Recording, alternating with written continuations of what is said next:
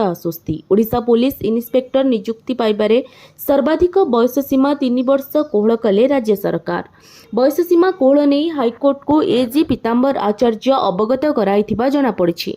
तेबे केवल हाईकोर्ट को द्वारस्थ होइथिबा आवेदनकारी क्षेत्र में लागू हेबो।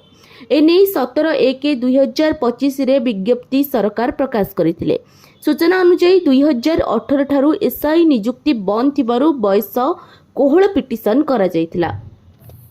प्रकाश पाइछि जे 17/1/2025 रे ओडिशा सरकार तरफ विभिन्न विभाग पई 933 पदवीर विज्ञप्ति जारी करा जायथिला। ओडिशा पुलिस रिक्रुटमेंट बोर्ड रो एही पदवी मध्यरु 609 post sub inspector, 253 arm sub inspector police, 47 fire station sub inspector और 24 post assistant jailer sub inspector पदवी पर विज्ञप्ति प्रकाश करा जायथिला।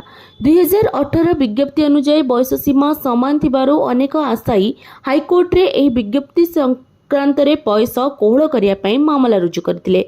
वर्तमान एही मामलार सुनानी करी 3 वर्ष बयस सीमा कोहल करिसेंती हाईकोर्ट।